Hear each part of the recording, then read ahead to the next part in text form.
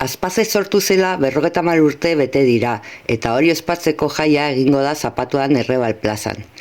Asteburu honetako ekitaldia herritarrentzako elkargunea izatea nahi dute, eta ikuskizunak, musika eta merienda egingo dira besteak beste. Senideak eta lagun guztiak, eta kalejiran joango gara Untzaga plazatik Errebaleko Merkatu plazaraino. Trikitilariak eta algarakalen launekin, girotutako kalejira baten. Gero, Errebal plazan ekimen batzuk eukiko ditugu. Algarak launekin joko batzuk egingo dituzte, gero Simon Ezkiagaren emanalditxo bat egongo da ere bai, gero Alain Zulaika ilusionista bat dala eta copywriter bat, horrekin beste jokutxo bat egingo ditu bai. Eta bukatzeko disko festa izango dugu, Digi Friday eta Digi Gurekin. Eta gonbidatzen zaituztegu guztiei etortzeko gure festatxora. Eskerrik asko danei. Azpaze Gipuzkoa taldearen historia guraso batzuen eskutik sortu zen orain dela mende erdi.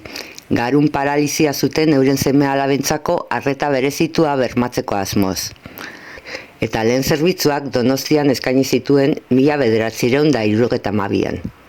Nola nahi ere, hasieratik ikusi zen familiei bitartekoak hurbiltzeko premia zegoela, alegia eskualdean ere zentroak sortzekoa.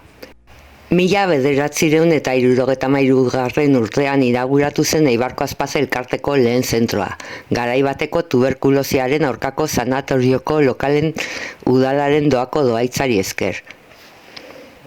Eratu zenetik, Azpaze Gipuzkoa lanean aritu da garun paralizia duten umen eskolaratzea sustatzeko. Eta heziketa bereziko aukerak eskaini ditu laguntza handiagoa behar dutenentzat. 50 urte hauetan zehar, 100 ikasle pasatu dira Eibarko eskolatik. Gaur egun, zentroak heziketa bereziko 2 gela ditu, Eusko Jaurlaritzaren hezkuntza sailarekin hitzartutakoak.